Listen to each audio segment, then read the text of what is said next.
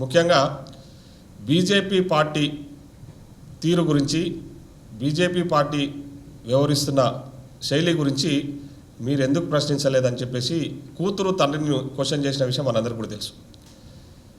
కూతురుకు అన్ని విషయాలు తెలుసు.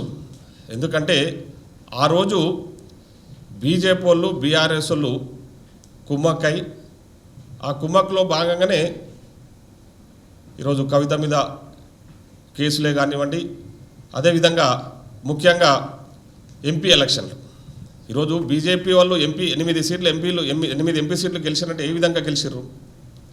ఆ 8 ఎంపీ సీట్లు బీఆర్ఎస్ వాళ్ళు బహిర్గతంగా వచ్చేసి బీజేపీకి ఓటేయడం వల్లనే కదా.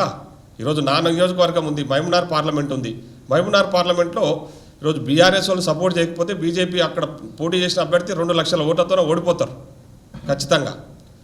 బీజేపీ వాళ్ళు ఎప్పటికప్పుడు వాళ్ళకి సహకారం అందిస్తూ, మన జరిగిన ఎమ్మెల్సీ ఎన్నికలలో కూడా మీరు చూసిరు,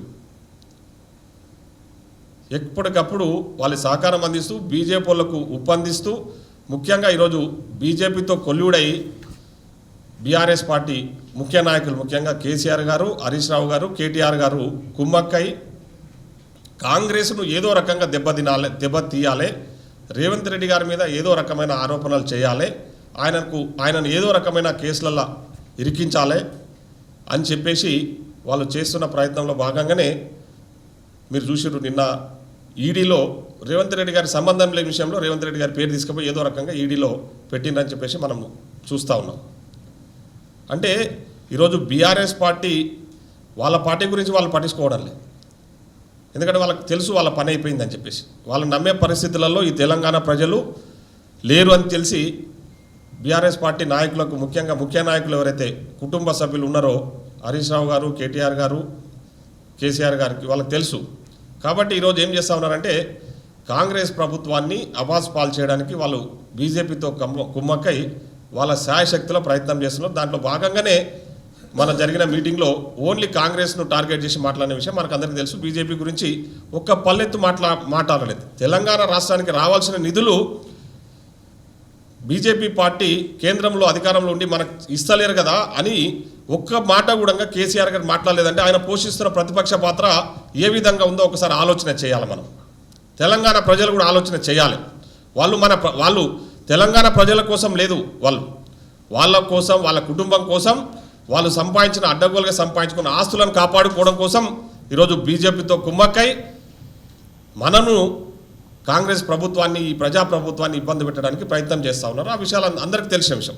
అదే విషయం ఈరోజు కవిత కూడా ప్రస్తావన చేసింది. సో అదేవిధంగా కవిత గారు ఇంకో విషయం కూడా బీజేపీ అంటే బీఆర్ఎస్ పార్టీలో దయ్యాలు, కొరివి దయ్యాలు, ఇంకేదో కొన్ని వర్డ్స్ వాడినరు, దయ్యాలు ఉన్నాయి, తర్వాత కోవట్లు ఉన్నారు. అవి మీరు తెలుసుకోవాలి కదా. మమ్మల్ని ఎందుకు లాగుతూ ఉన్నారు అందులో? ఆమె ప్రశ్నించిన ఏవైతే క్వశ్చన్స్ వేసిందో ఆ క్వశ్చన్స్ మీద మీరు ఆన్సర్ చేస్తే ఈరోజు మీరు పెట్టిన ప్రెస్ మీట్కు ఒక సార్థకత ఉంటుండే. కేటీఆర్ గారు, మీరు ఆ ఇష్యూను డైవర్ట్ చేయడానికి మీ చెల్లెలు రాసిన లేఖ, మీ అంతర్గత కళాల విషయంలో మీకు బీజేపీతో ఉన్న దోస్తానను బయట పెడుతూ రాసిన లేఖను గురించి మీరు సమాధానం చెప్పడానికి తప్పించుకుంటూ ఈరోజు రేవంత్ రెడ్డి గారి ఇష్యూని తీసుకొచ్చేసి ముందర పెట్టి ప్రెస్ మీట్ పెడితే అక్కడ ఉన్న ప్రెస్ సోదరులు కూడా మిమ్మల్ని అడిగారు పదే మీ చెల్లె లేఖ గురించి అడిగితే ఆ ఇష్యూని డైవర్ట్ చేస్తూ ఆ ఇష్యూని పక్కకు పెట్టేసి నీవు ఇచ్చిన సమాధానం ఏంది, నీవు మాట్లాడే తీరే విధంగా ఉందంటే ఈరోజు మా ముఖ్యమంత్రి గారి గురించి నువ్వు మాట్లాడుతున్న తీరు చూస్తూ ఉంటే నీవు ఒక పిచ్చి కుక్క లాగా వ్యవహరిస్తూ ఉన్నావు. ఊర్లలో పిచ్చి కుక్కలు, గజ్జి కుక్కలు ఉంటాయి. పిచ్చి కుక్కలు ఎట్లుంటాయి అంటే ఎవరు పడితే ఇట్లా మనుషులు పోతుంటే అసలు మురుగుతూనే ఉంటాయి. ఆ టైపు ఒక పిచ్చి కుక్క లాగా తయారైపోయి నువ్వు కంప్లీట్గా నీ మెంటల్ బ్యాలెన్స్ తప్పి ఫ్రస్ట్రేషన్లో నువ్వేం మాట్లాడుతున్నావో తెలియకుండా మాట్లాడిస్తున్నావు.